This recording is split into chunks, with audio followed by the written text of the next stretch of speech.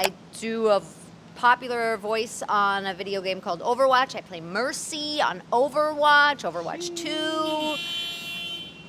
He knows what's up. That's right. That's an Overwatch fan right there. There's a strike that just started in the world of video games, gaming. Could you tell us a little bit more about the core issues going on? Yeah, so this is also the Actors Union, SAG-AFTRA. So the actors that work on video games are also actors. So all of us were on strike last year, and now the ones that also work on video games are on strike. Again, it's basically around AI protections. If you break it down very simply, it's about things like, I voice Mercy on Overwatch, and the big corporations are trying to make it so they can basically record me once and then make 940 spin-offs off of Overwatch and just basically use AI to replicate my voice and not have to pay me, not have to bring me in for sessions, not have to hire me again, or anybody else for that matter. So that's basically like the core. There's a lot of other things going on around that whole thing, but it's mainly about AI protection. This is Steven. It's one half of Sad Money, and I'm here today with a very good friend of mine, one of the most talented comedians, actors I know, Lucie Pohl. Me? Yes, Lucie. Can you tell everyone what you do for a living? Yes, of course. Sorry. I was trying to think of a funny answer, and now I just realized that I should just tell people what I do for a living. I am a comedian and actor, voice actor, and I guess producer and writer. But I do a popular voice on a video game called Overwatch. I play Mercy on Overwatch, Overwatch 2. He knows what's up. That's right. That's an Overwatch fan right there.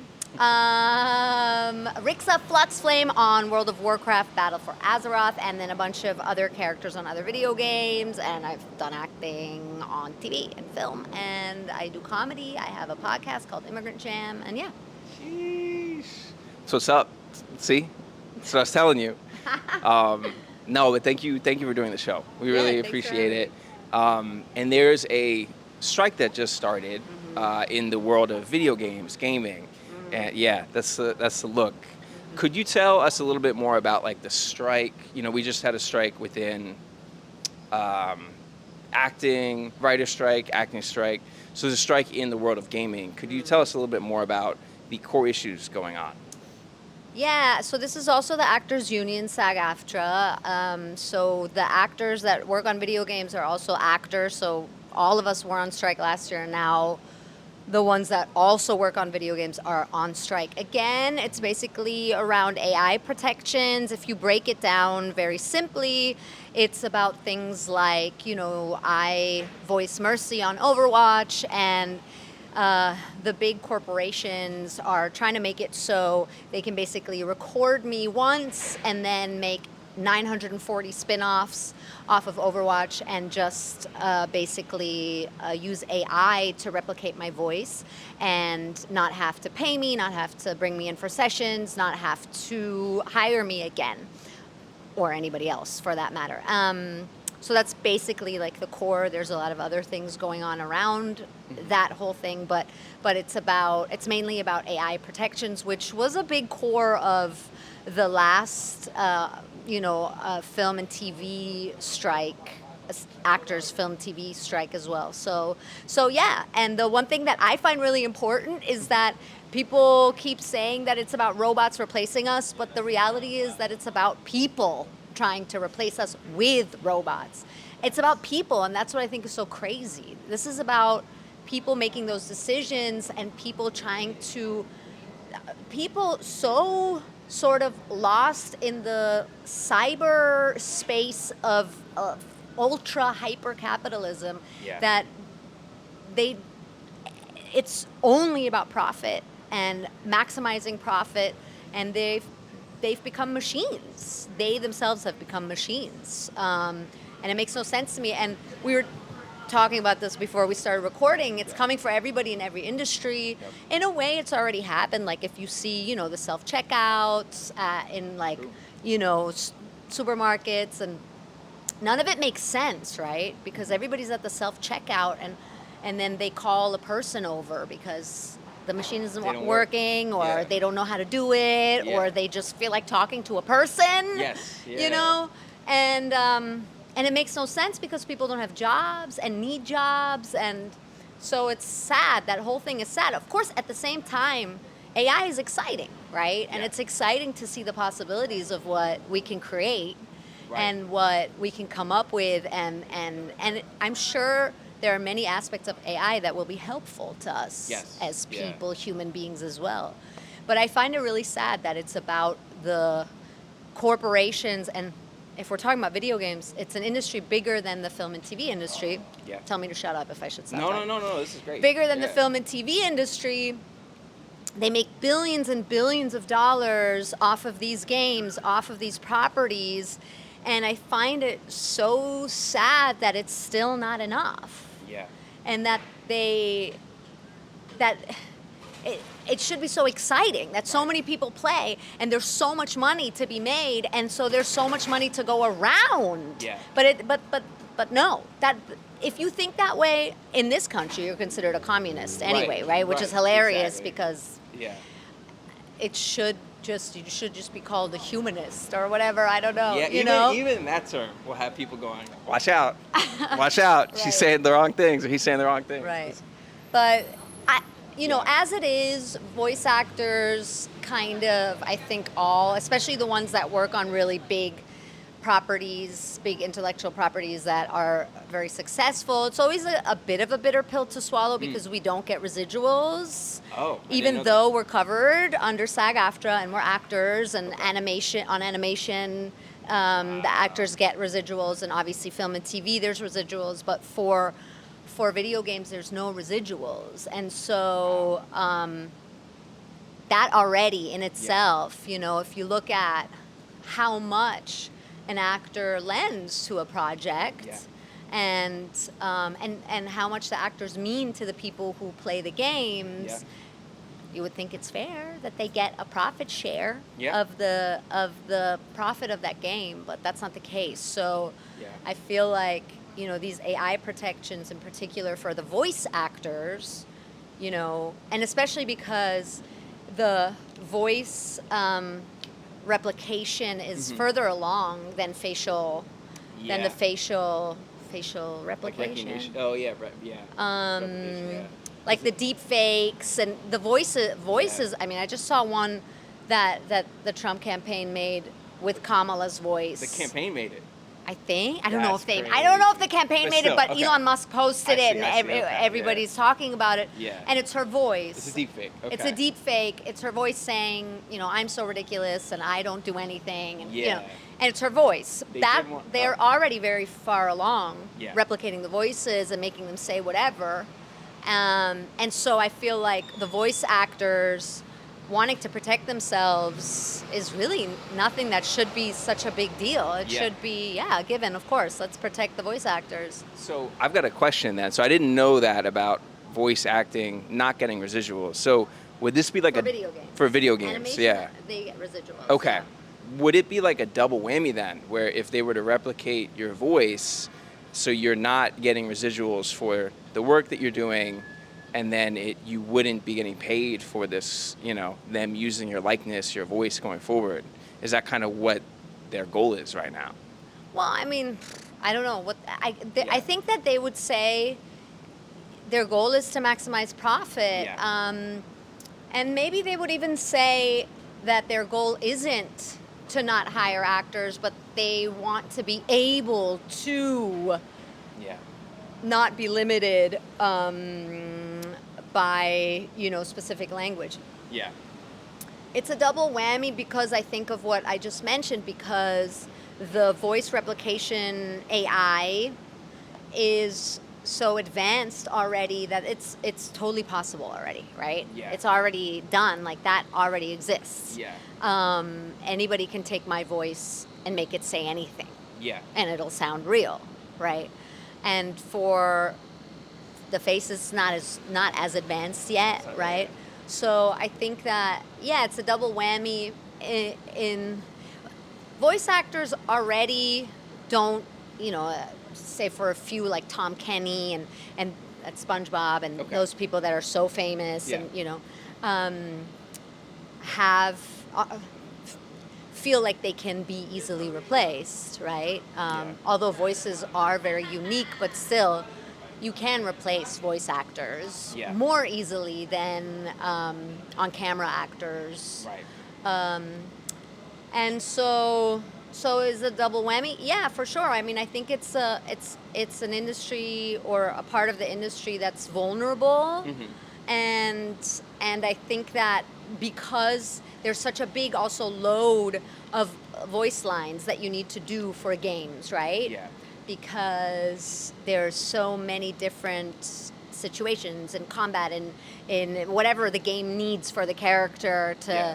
to say and do at in different gameplay scenarios. So of course it would save them a lot of money and time. Yeah. They wouldn't have to cast anymore. They wouldn't need casting directors anymore. They wouldn't need to hire in studios, bring people in. They wouldn't whatever. Yeah. So, and then also sessions are limited to a certain amount of hours to protect actors' voices. You wouldn't need to worry about that anymore. Yeah. From a standpoint of a machine, Yeah. you would say, okay, yeah, it makes sense. Yeah.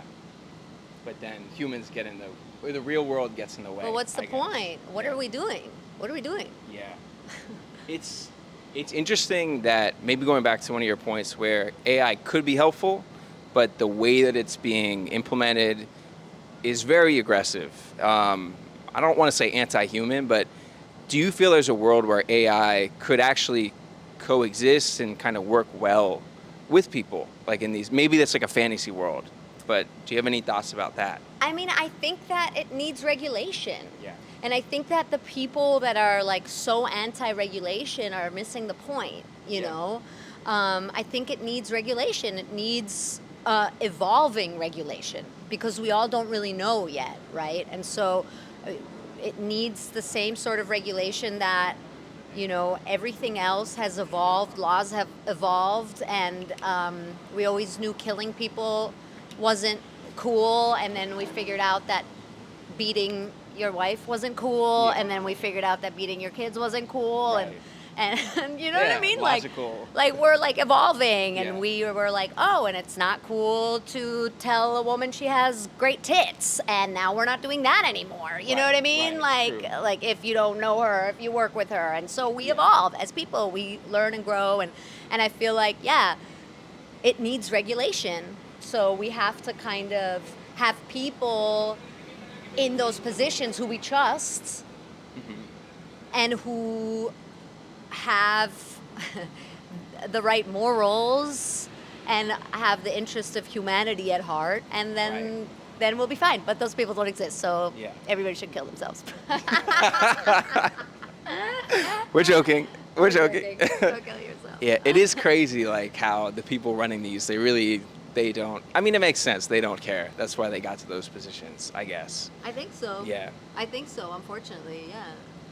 So how do you see this? It's hard to predict, but how do you see all this kind of playing out? The strike or just AI? I think the strike, AI in general, yeah. But maybe just the strike because it's more tangible.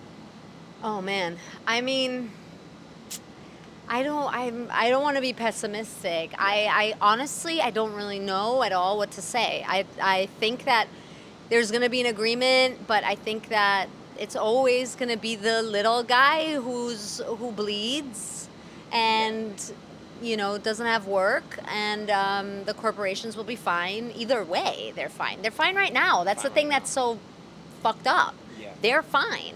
Yeah. And in a way, there's a fear that the longer the strike goes on, the more time they have to figure out how to use AI in the meantime, or how to not use actors, or to use non-union actors, or whatever. A lot of people that are closer to the strike say that most of the people involved don't want this. There's like a few corporate holdouts, but other than that, most people are on the same page. And I honestly don't know enough about all of the sort of details. Yeah. But, and then in general, AI, I mean, I don't know, man. I don't know. There's the play that invented the word robot Yeah. was written in like 1918 by this Czech guy. It's called Rossum's Universal Robots, and it invented the word Really? robot. That's why in almost every language, the word robot is robot. Like in Really? German, it's Roboter. What languages do you speak? I speak a little German, but mostly, I mean, I only speak English. Okay, but in most Armenian, other a little. languages, robot is like robot, roboter, something that sounds, and in Rossum's Universal Robots, this rich guy has a company, and he makes these robots to have the company become more efficient, and then the robots take on human traits after a while. His daughter falls in love with one of the robots, and then there's a robot revolution, and they kill the humans. Wow. So I don't know. That's Usually art is right. yeah, it is. Is predictive. That is true. Wow. Well, maybe on a not more optimistic note, but what can people do to help? Like, if people want to help, there's so many people who really love voice acting. They'll come to Comic-Con, things like that, just to see you. Like, what could people do to help your cause if they care about it? I don't think people can do anything to help the cause. I'm sorry, I don't. It's all right. I mean, I think It's like true. it's just and I think also like that's always this idea that we get sold that like, well, you need to do something to help the cause. It's like I think we can help each other in general Yeah. and just be communal and human and bring joy to other people and be nice and be human. I think that I was in the car with this lady the other day, and I only became a U.S. citizen like 3 years ago, and she was like, "Are you excited to vote in your first U.S. election?" And I was like, "No." And she was so offended, she almost kicked me out of the car. Are you serious? And she's like, "But don't you think everybody has a duty to do their part?" And I said, "I do. I'm gonna vote, but I'm Yeah. not excited. I'm just not excited. I'm sorry." And she said, "Well, what do you do to contribute?" And I was like, "Well, I am an artist. I Yeah. do a lot. I try to make people happy and think about the world, and I try to bring joy, and I'm communal. I give jobs to people if I can give them. I share my money with people. You Yeah. know what I mean? Like, Yeah. so I think, what can you do? I don't think the fans can do much. They can be supportive, or they can say, I guess the fans could say, if a game uses AI, we boycott the game. I Yeah, see. I guess Yeah. that's one thing fans could do, gamers could do. They could say, I'm not going to play this game unless it uses real voice actors. I see. Okay. Yeah, you know Yeah. what? You can do something, you lazy fucks. Get out of your basement. Go to the picket line. No. Come pick. Yeah. But it's interesting. Yeah, it's interesting that that lady. It's more of an aside. It's so interesting that people are so focused on productivity, like being a human and existing isn't enough. Where it's like, Right. well, what are you doing to contribute? It's like, well, I'm here. That's You it. know.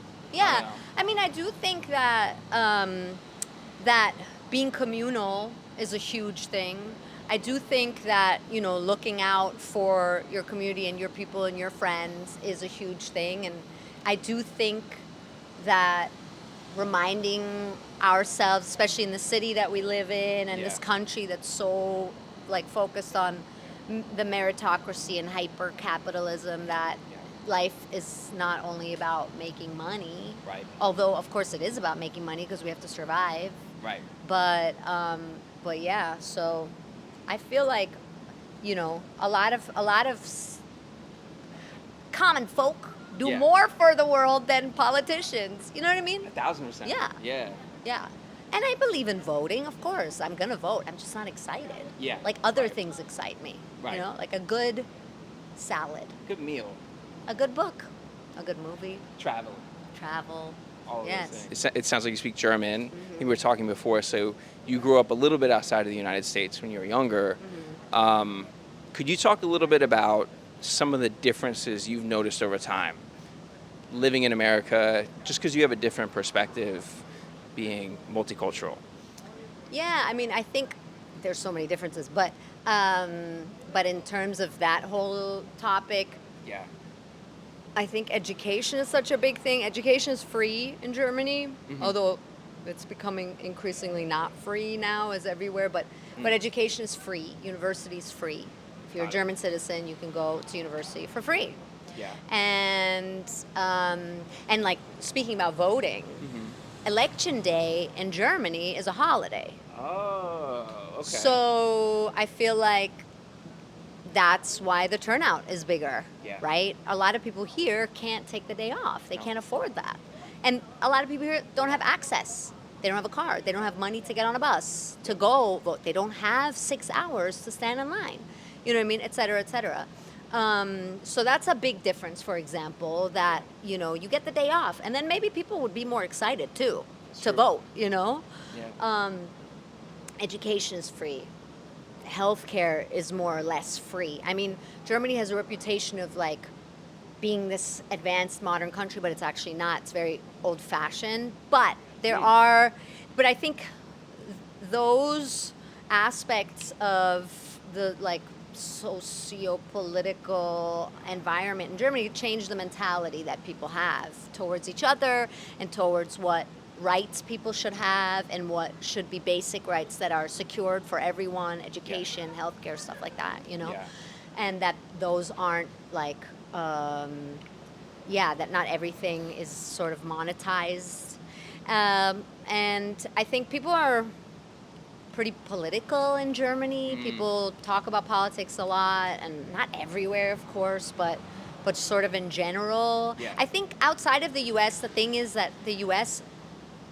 obviously has this position that, you know, everything revolves around the U.S. Right. So when you go to other places, everybody always knows what's happening in the U.S., right? Okay, So it's yeah. very normal for people outside of the U.S., in Europe, or even in other places, to know all the politicians and everything that's going on, and Yeah. you know, because the U.S., you know, has that position in the world. It's Yeah. like the leader, as they call themselves, Right, right? So those are the differences. I think also that, you know, in other countries, you're sort of, I mean, coming from Germany, there's the whole history that impacts Yeah. growing up there, and so you're more sort of in touch with world history and Yeah. the possibilities of how the governments can change quickly, and things can, you know, Yeah. go awry. Yeah. No, it's. I think here people can't Education's imagine Yeah. that like an authoritarian government could exist here. Yeah.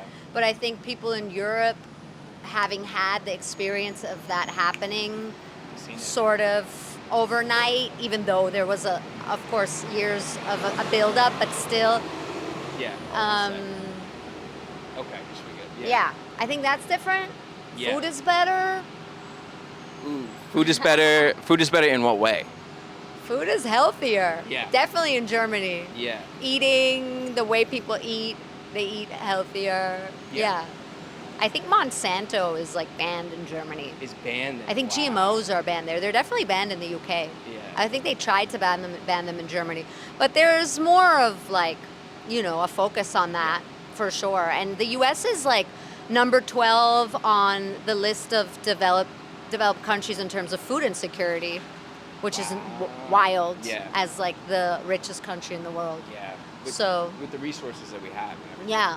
And I think people are shocked when they come here from other places, especially New York, because in movies, New York is always this glamorous place where people walk down Fifth Avenue and everything is like this office overlooking the skyline. And then you come here and you're like, what the fuck is this? You know Are what? you fucking joking? They need to watch After Hours by Martin Scorsese, Yes. right? Yes. Then they'll get the real New York. If you have not seen After Hours, watch that movie.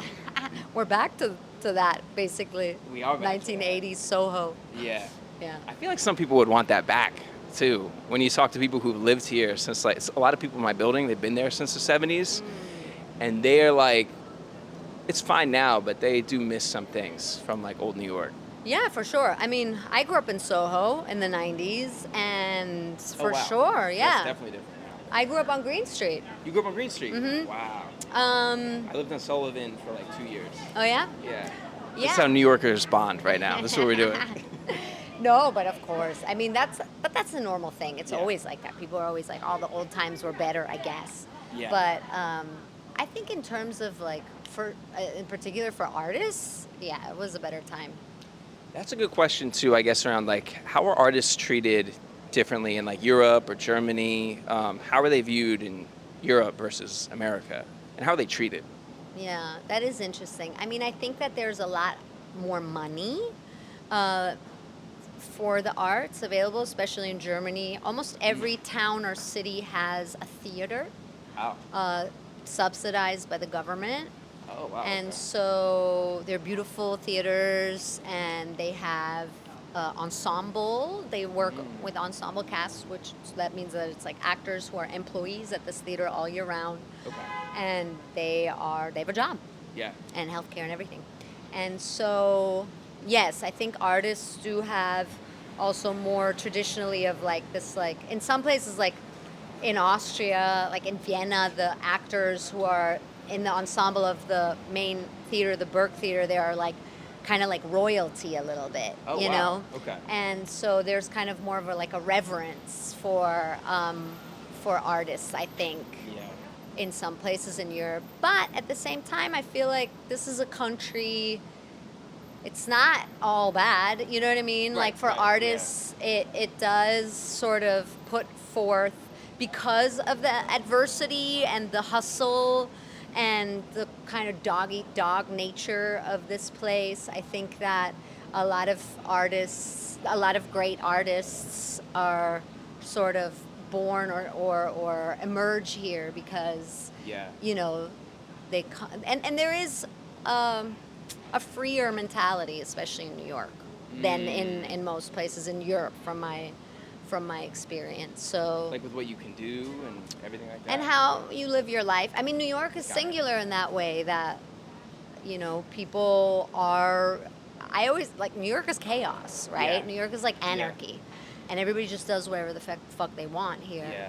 And that isn't the case in other places, especially in Europe. Interesting. Okay. It's a lot more judgmental and a lot more closed-minded, and there's confines of what you're allowed to sort of be, I think, more than here. Okay.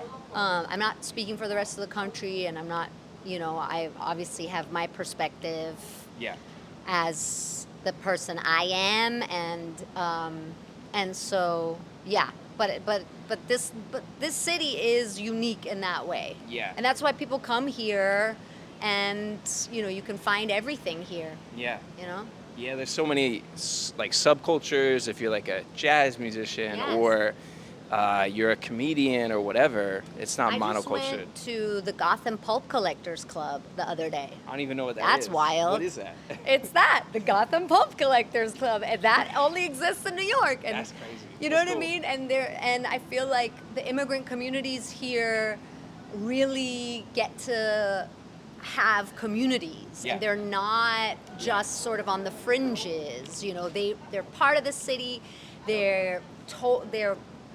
They make this city. Yeah. And Yeah. I know that in Germany and other places, even though those places are becoming more and more international, but still, they're foreigners. I see what you're saying. Yeah. It's fine, but they're foreigners. Yeah. There'll always be foreigners, I see. For example, if you just look at the immigration policy, like in Germany, if you were born in Germany, you don't get a German passport. So Germany has like the largest Turkish population outside of Turkey, Okay. and a lot of Turkish young people who were born there, and they don't have German passports. Wow.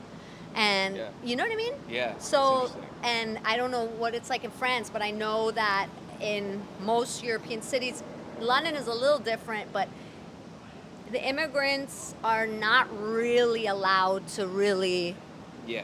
be part of it. And here, Yeah. especially in New York, I always say in New York, we don't tell people from other countries to go back to where they came from. We Right. tell people from Ohio to go back to where they came from. That's a bar. Go back. That's a Back to bar. Ohio. That's a bar. Yeah, take your ass back to Ohio. That's the one, I don't want to call it a rub, but that's the one thing, like, I think when you've been here for a while, you see someone who's moved here, it's like, you're going to be gone in a couple of years, and that's okay. what are you contributing to the city to some degree? You know what I mean? Other than money. I guess. I mean, what pisses me off is these people that pay ridiculous rents for shitty apartments. Right. Because they're like planning to take the story back to their suburb in a Yeah. few years and be like, Susan, tell the story again where you lived in that apartment without windows for $4,000. Shut up. What are you doing? You're fucking it up for all of us who can't go back to the suburbs because we only have New York. But New York is a unique place. It really is. There's nothing like it in those terms that people feel they can express themselves. And not only that, people feel they have to express themselves here. Right. Have you ever seen somebody move here and they're like not really that stylish and like a year later you're like, what the They're the fuck opposite. happened to They're you? completely They like opposite, have found this identity and they're like decked out and you know, people celebrate that and like I remember talking to this German guy once in Germany and he's like, oh, you live in New York, you grew up there. Americans are so fake, right? That's what people say in other places about Americans. Americans are so fake. Okay. And I was like, what do you mean? He's like, yeah, you know, I mean, like, they'll compliment you on the street. And I was like, but wouldn't you feel great if somebody walked by you and was like, hey, dude, nice coat, you know, great coat. Yeah. And I'll never forget this because I thought this was so sad. And he was like, no, I would feel they are mocking me.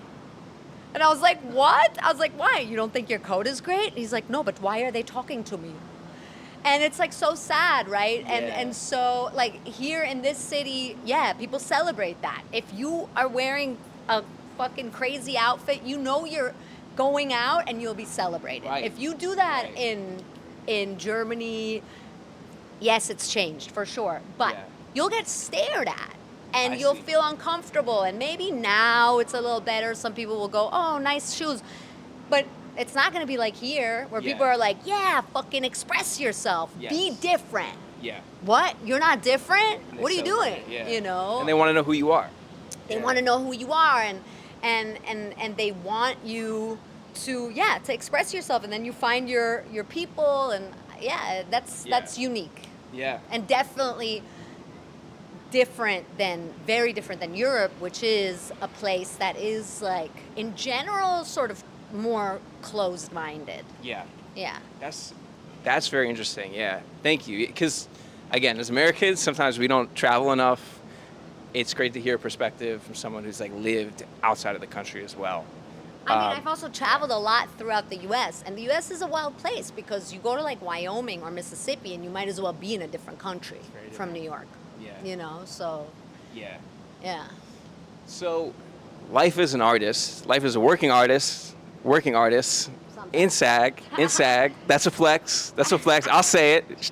Lucie's too modest, but how would you describe, like, you know, how do you budget as an artist? Like, how do you think about budgeting, surviving, making it work? That's something I'm always interested in. Viewers are interested in. Budgeting. Oh my goodness. I am not good at budgeting. It's okay. No, I come from a family that doesn't own anything. My family doesn't own any property. My parents are also artists. My family doesn't own any property and has no savings. You're like, great. Are they in the United States? Are they in Germany? They go back and forth. Okay. They make money and they spend it. And the reason I'm here is because they're like that. Otherwise, we would have never come to the U.S. because they would have been like, we can't afford that. I see. They had the money for 6 months, and then they were like, all right, let's see what happens after that. And then it turned into 30 years, you know. But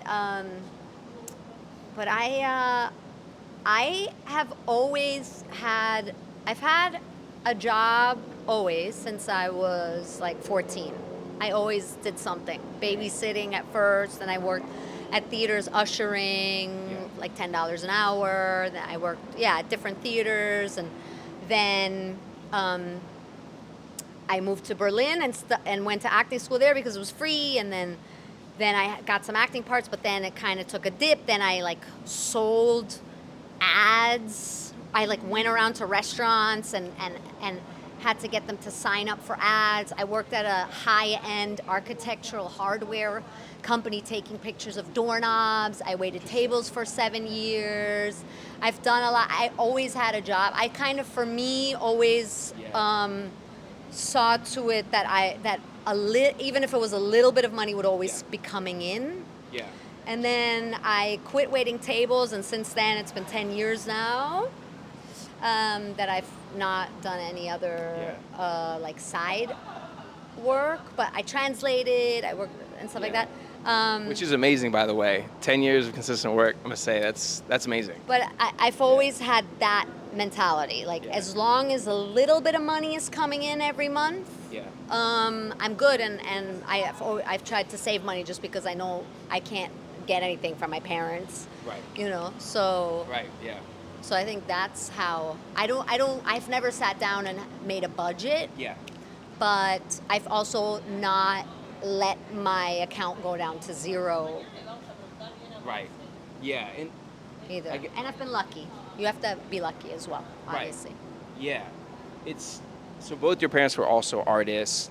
Do you feel like did they teach you about it sounds like they didn't teach you about finances. Yeah. So what did they teach you about growing up, given they were both artists? Yeah, it's funny because that's like one thing that's so funny. Yeah, no, but it's funny because like you don't learn anything really useful, like pragmatically useful from artist parents, but they taught me a lot about literature. They taught me a lot about like life. Yeah. And I think like I always saw how my parents worked. My dad comes from like a super poor upbringing. He was only able to go to school until the 7th grade. Then he had to start working, paying rent at home, and like starting in the 7th grade. Yeah. And completely self-made guy, you know. And so I think that hustle, they taught me that. No, they didn't teach me anything about finances at all. But yeah, they taught me about being cool. And my dad always said, people with small earlobes have no talent.